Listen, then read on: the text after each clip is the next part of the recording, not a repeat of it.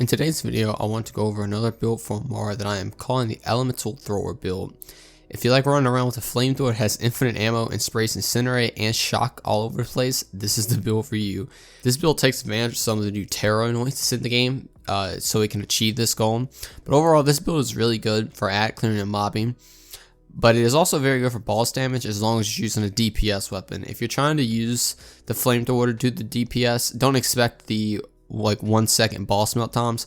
But with this build, if you use a DPS weapon, you can totally expect those 1 second boss kill times.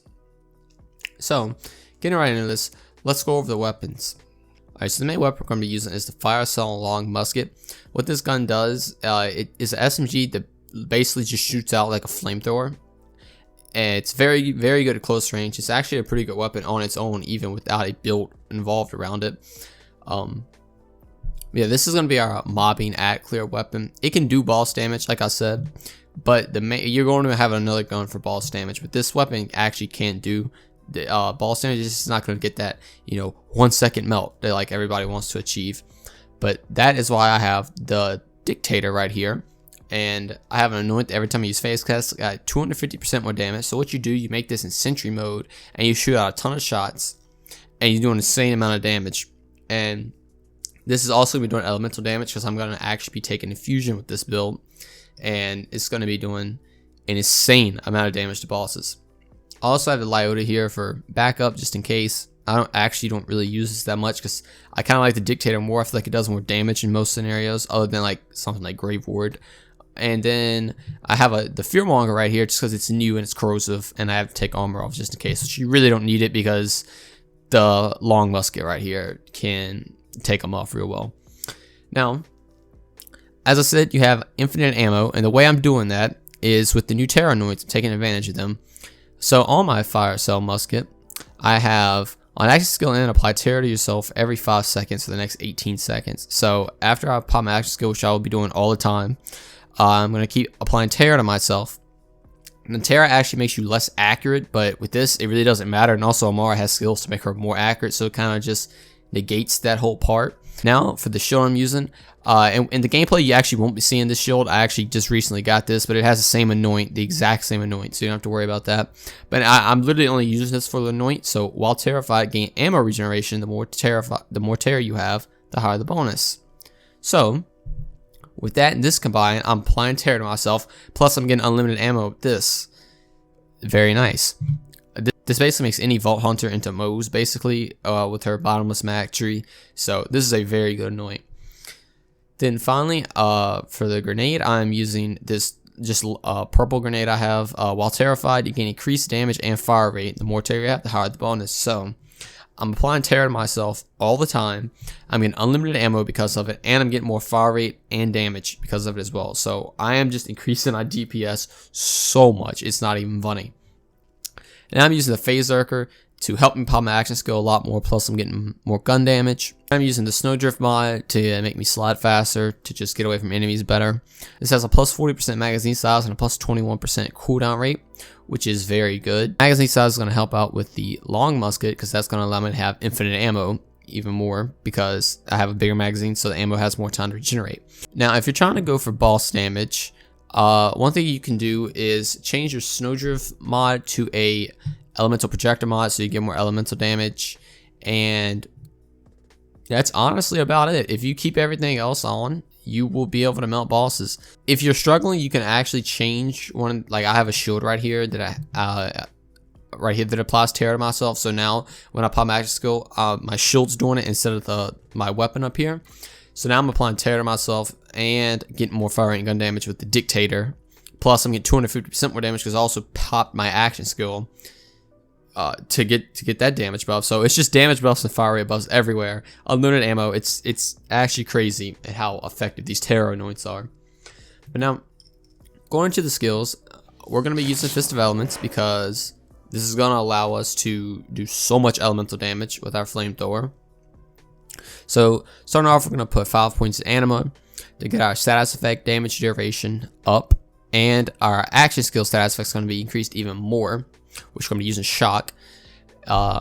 Steady hands make handling accuracy better. It helps with that terror, reducing your accuracy, so you get more accuracy up, which is very good. Plus handling, just to, you know, make the game generally, I guess, more fun to play. And I'm actually taking 5 points in Infusion. Yes, this is my first time. I'm actually using Infusion in a build. I know it's like a meme at this point that I haven't really used it in any builds, but I'm using Infusion. So what this does, is going to convert part of your damage into your action skill element. So I'm using shock, so that means 40% of my fire coming through the flamethrower is going to be doing shock damage, and it'll still be doing 60% fire damage. The reason I'm doing this is so I can strip shields off really quick. Plus the shock's also going to do a decent amount of damage because the next skill I have right here, which is Tempest, so we get 30% increased elemental damage. That's for everything, and I get an extra 20% to shock. So I'm getting a ton more shock damage. So it's going to be more than 40%, plus that 60% is also getting buffed by another 30%. So I'm doing a lot of elemental damage right here. Next, we're going into Dread. So every time we pop our Phase Grasp, we're going to be doing 15% more damage to that enemy. And our gun is instantly reloaded. That's kind of pointless because we're literally going to have infinite ammo. But we're getting 15% more damage or whichever enemy is in our Phase Grasp.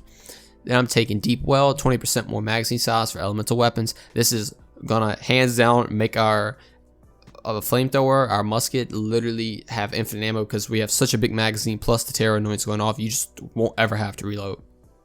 And we're taking Ties That Bind. It's just one of her best Phase Grasp perks. So you Phase Grasp somebody, everyone around them gets chained up and you do more damage. The next 5 points of Sustainment. This skill is insanely good. You get 20% of weapon elemental damage dealt back as life, and you're basically just spraying unlimited flames at people and shock and just not dying. Like, you were so tanky with this build too because you just have so much health generation.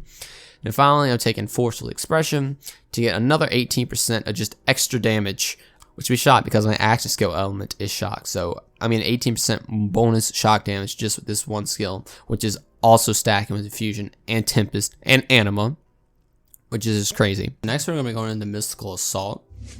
And we're going to be putting 3 points of Fast Hands. You don't really need the skill, but this skill gives you more reload speed, weapon swap speed, and most speed. We really aren't going to be using any of those things. So if you wanted to put 5 points in Violent Tapestry, which is going to make your elemental effect chance go up the more rush to actually have, I would say that this is definitely something you could do. I just always have this skill. I just like it, but putting 5 points in this would definitely probably be a little bit more beneficial. But trust me when I say the elemental effect chance is always going to happen because you're just putting so much elemental damage on an enemy that you don't really need 5. But if you want to min-max the slightest of things, I would say that you could probably put 5 in Violent Tapestry. I currently have 2 in it. I have 1 in Do Harm, just to, when I get a kill, to keep my stacks up, to have more cooldown rate, more gun damage. After that, putting 3 points in Transcend, so every time I pop my axe, it's going to be an even more accuracy to negate some of that terror, and I get more critical hit damage. Next is Restless, which is going to give us 25% more cooldown rate, just a very good skill to have. The next, I'm putting Ascendant to make all my action skill augments have an increased effect, and we're using Stillness of Mind, so when we lock somebody with Phase Grasp, everybody else around is going to be chained and locked in the air. Ascendant is going to make them break after 0.75 seconds, so you can do a lot of damage while they're sitting in that little bubble. Then next is Wrath, which every time we pop an action skill, we're getting 20% more gun damage, and we have a base 20% more gun damage as well, which is really good. The next, I have 1 point right here. For rest, I have 1 point just left over, so I just threw it in here to get 4% more fire rate. But the final 3 that I had, I put it in Personal Space to get 36% more gun damage the closer we are to the enemy. And with this build, you can just phase lock enemy, run right at them, and just shoot your flamethrower at them because you're so tanky, you're not going to die because it's a sustainment.